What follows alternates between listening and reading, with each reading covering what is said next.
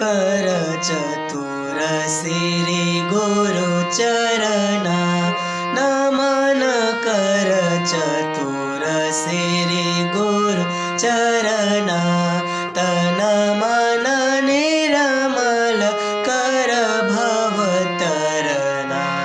नमन कर चतुर श्री गुरु चरणा